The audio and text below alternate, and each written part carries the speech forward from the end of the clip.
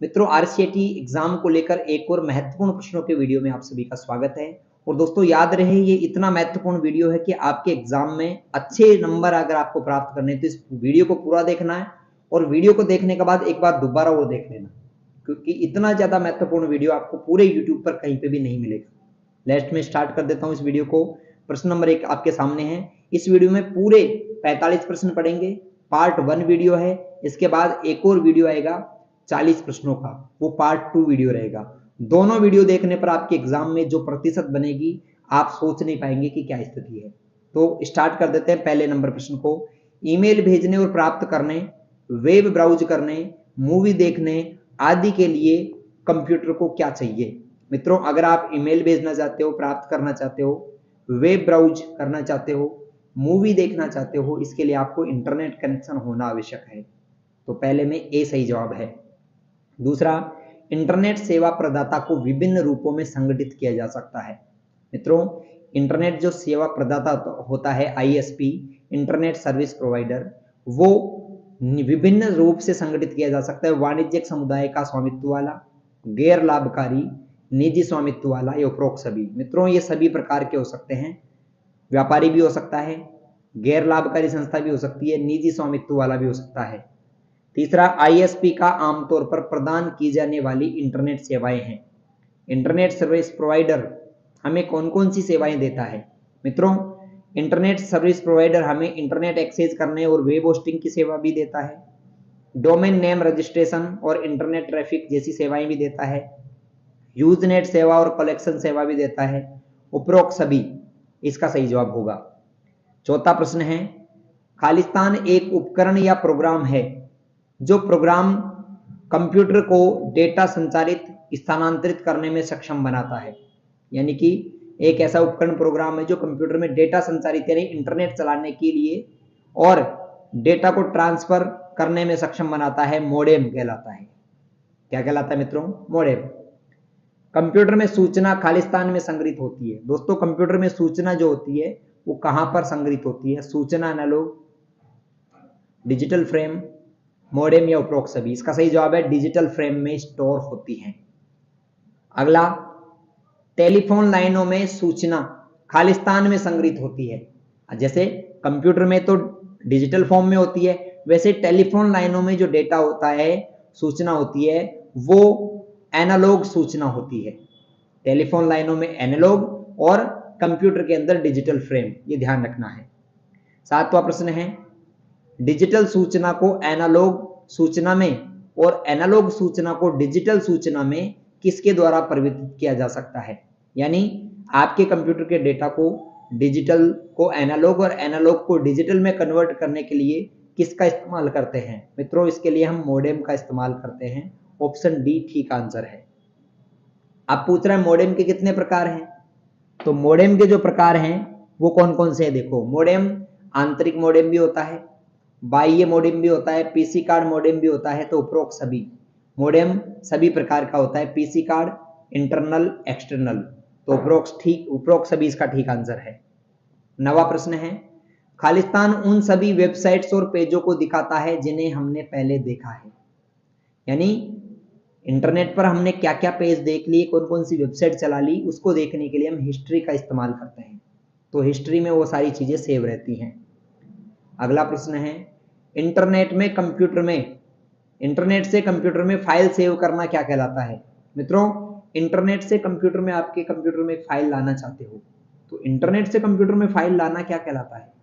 दोस्तों, ये जो है इंटरनेट से कंप्यूटर में फाइल लाना, इसको हम डाउनलोडिंग कहते हैं। क्या कहते हैं मित्रों? डाउनलोडिंग कहते हैं। ऑप्शन ए इसका सही जवाब है। अगला देखो, खोज परिणाम आमतौर पर परिणामों की एक पंक्ति में प्रस्तुत किए जाते हैं जिन्हें अक्सर कहा जाता है। मित्रों, जो सर्च रिजल्ट होते हैं वो आमतौर पर एक पंक्ति में एक टेबल टाइप का बन जाता है, उसमें आता है। तो जिन्हें अक्सर हम क्या कहते हैं मित्रों? उन्हें हम सर्च इंजन रिजल्ट पेज कहते हैं। वो जो पेज आ जाता है ना सर्च करने के बाद, उस पेज को हम सर्च इंजन रिजल्ट पेज कहते हैं। जैसे गूगल पर आपने कुछ सर्च किया तो ऐसी लाइनें आ जाती हैं, ऐसी लाइनें। इसको हम इस पेज को, पूरे पेज को सर्च इंजन रिजल्ट पेज खोज इंजन परिणाम पृष्ठ के नाम से जानते हैं। 12वां प्रश्न है, निम्न में से कौन सा सर्च इंजन विशेष रूप से वैज्ञानिक जानकारी के लिए बनाया गया है? ऑप्शन है गूगल, याहू, साइरस या अल्ट्रा विस्टा। इसका सही जवाब है दोस्तों साइरस। ऑप्शन सी इसका सही जवाब है। कौन सा सॉफ्टवेयर एप्लीकेशन इंटरनेट पर स्वचालित कार्य करता है? इंटरनेट बोट, वेब ब्राउजर, सत्र या कुकी। जिसका सही जवाब है इंटरनेट बोट। ये सॉफ्टवेयर ऐसा एक एप्लीकेशन है जो इंटरनेट पर स्वचालित काम करता है। ऑनलाइन बैंकिंग एक खालिस्तान प्रणाली है। दोस्तों ऑनलाइन बैंकिंग जो होता है वो एक इलेक्ट्रॉनिक प्रणाली है, स्वचालित प्रणाली है, आर्थिक प्रणाली है या ई कॉमर्स प्रणाली है? मित्रों ऑनलाइन बैंकिंग एक आर्थिक प्रणाली है ना, यानी इकोनॉमिक सिस्टम है। अगला है, खातों में भुगतान, दैनिक बिलों का भुगतान, बीमा प्रीमियम, बैंक स्टेटमेंट आदि अनुमति देता है internet, online banking, e commerce, email या गूगल? इसका सही जवाब है दोस्तों इंटरनेट बैंकिंग। इन सभी चीजों के लिए इंटरनेट बैंकिंग जो है वो जिम्मेदार रहता है। अगला प्रश्न, वित्तीय संस्थान ग्राहकों द्वारा किए गए लेन देन से संबंधित जानकारी भेजते हैं, संदेश से, ईमेल से, दोनों से? अगर आप बैंक में कोई भी ट्रांजेक्शन करते हो तो या तो आपके पास मैसेज आता है या ईमेल आता है, ए और बी दोनों सही जवाब है। अगला है, ऑनलाइन बैंकिंग के लाभ क्या क्या है? मित्रों ऑनलाइन बैंकिंग का एक लाभ है कहीं भी कभी भी 24/7 इसका इस्तेमाल कर सकते हो। लेन देन पर कम लागत, समय की बचत और सुरक्षित होता है, बिल्कुल ठीक है। पैसा तुरंत स्थानांतरित होता है, उपयोगिता बिलों का भुगतान भी कर सकते हो, बिल्कुल ठीक है। उपरोक्त सभी, इसका सही जवाब है उपरोक्त सभी। 18वां प्रश्न, बैंक खाते कितने प्रकार के होते हैं? मित्रों बैंक खाते चालू खाता भी होता है, बचत खाता भी होता है, आवर्ती खाता भी होता है, उपरोक्त सभी प्रकार के बैंक अकाउंट होते हैं।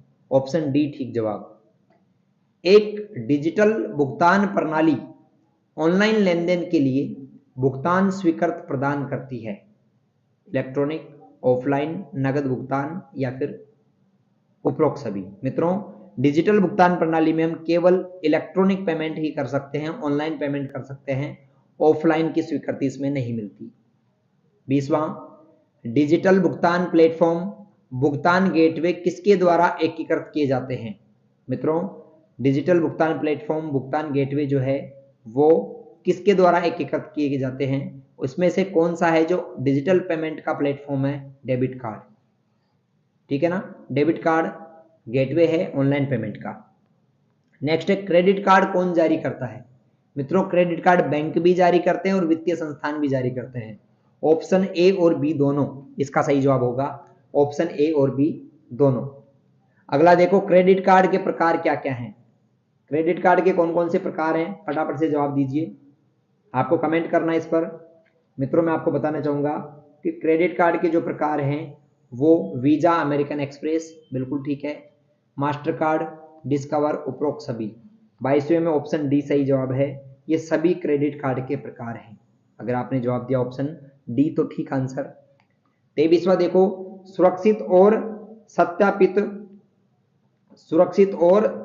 सत्यापित ऑनलाइन भुगतान करते समय सुनिश्चित करें कि एड्रेस बार में क्या क्या है? बताओ फटाफट से कमेंट करो। सुरक्षित और सत्यापित ऑनलाइन भुगतान करते समय हमें एड्रेस बार में क्या क्या चीजें देखनी चाहिए, ये बताओ आप। और मैं आपको बताऊंगा दोस्तों, लॉक का सिंबल भी देखना चाहिए, HTTPS भी देखना चाहिए, तो इसका सही जवाब है ए और बी दोनों, ठीक है। ऑप्शन सी अगर आपने जवाब दिया तो बिल्कुल ठीक है। क्रेडिट कार्ड नंबर में कितने अक्षर होते हैं? दोस्तों क्रेडिट कार्ड के जो नंबर होते हैं उसमें 16 अक्षर होते हैं, याद रखना 16, मतलब आधार कार्ड से 4 ज्यादा। आधार कार्ड में 12 होते हैं, क्रेडिट कार्ड में और डेबिट कार्ड ATM कार्ड में भी 16 होते हैं, क्रेडिट कार्ड में भी 16 होते हैं। अगला है, फास्टैग किस वाहन पर लगाया जाता है? दोस्तों फास्टैग 4 पहिया वाहन पर भी लगाया जाता है और 4 से अधिक पहिया वाहन पे भी लगाया जाता है, ए और बी दोनों सही जवाब है। यानी 2 पहिया और 3 पहिया वाहनों पर ये नहीं लगता है फास्टैग।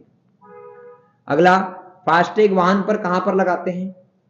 तो दोस्तों फास्टैग जो है उसकी फ्रंट स्क्रीन पर लगाया जाता है, फ्रंट जो विंड स्क्रीन है उस पर लगाया जाता है, ऑप्शन बी।